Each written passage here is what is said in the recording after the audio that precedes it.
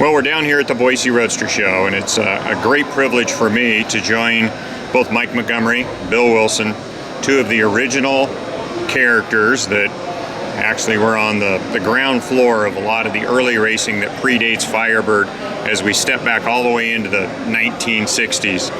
So we'll start with you first, Mike. Tell us a little about your first experience of racing out on Gowanfield Road, what year it was, and what it was like back in the early days. Well, it had been about 1965. I had a 56 Chevrolet, 327 in it, 3-speed transmission, had a 370 rear end in it, and I had a friend that had a car in the pits, and I borrowed his tires so I could make a trip down the drag strip, which was Gowanfield Road. And didn't have a lot of money back in them days. We just had to do with what we had. But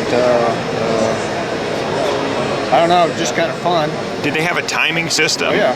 So you knew what speed you run, and how fast did you end up running? Thank you. Right, exactly. I think back then I ran in low 13s at about 105, 110 mile an hour, somewhere like that. That was a long time ago, so wow. Don't quote me on that. But, like I said, for a street car, that's what I drove back and forth to high school and work.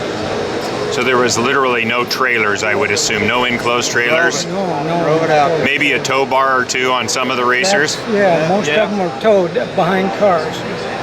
Well, Bill, you go back just as far as with Mike to the earliest of days at Gowanfield. Tell us a little about your story. Well, I had a 54 Chevy I raced, and then I helped a friend of mine who had a flathead dragster, a defueled dragster we ran, nitromethane, and a flathead. Dick Gregg was his name. We raced it for several years before we changed it over to a 6-cylinder Chevy. But we raced at Gowan with the flathead dragster for several years out there. And then, of course, later on we moved to Glenwood, when they built Glenwood, because it was such a smooth track. Gowan was a rough road, and it wasn't no traction there. You couldn't, not like Glenwood, a fresh asphalt road, flat. We thought we were on a freeway when we raced at Glenwood. That was a nice road. So we raced, but we only raced there 1 year, and then you guys built the drag strip.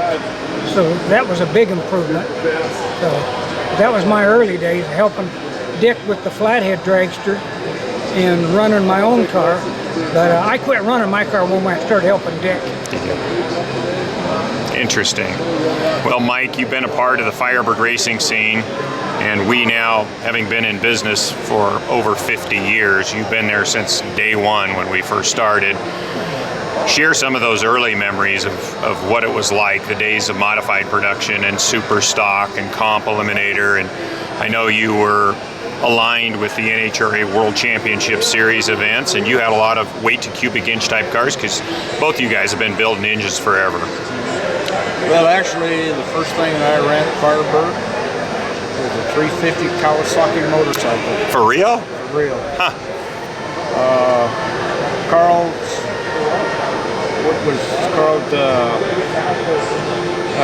down on State Street. Carl Cycle, right. Carl Cycle. They prepared the bike.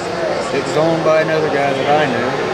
We hauled it on a rack on the back of a 57 Chevrolet station wagon.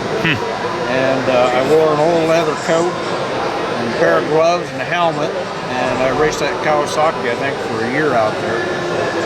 And of course, won some trophies. Had a good time with it. And after that, I started racing a 69 Chevelle. My wife got mad at me for racing it, so put it back to where she could drive it. I bought a 67 right top Camaro and raced that. And bought a 56 Corvette. And had very limited runs down the track with that, and then about a 92 Firebird. That's the car I have today. Well, we just want to both of you, we want to say thank you for all of your support, not only at Firebird Raceway, but here at the Roadster Show, where I know you're here with Tim Wallace and the Westside Machine. It's a fantastic business, building engines, and I know you guys have been doing this a long time, and just thanks for everything over the years. You bet. Yeah.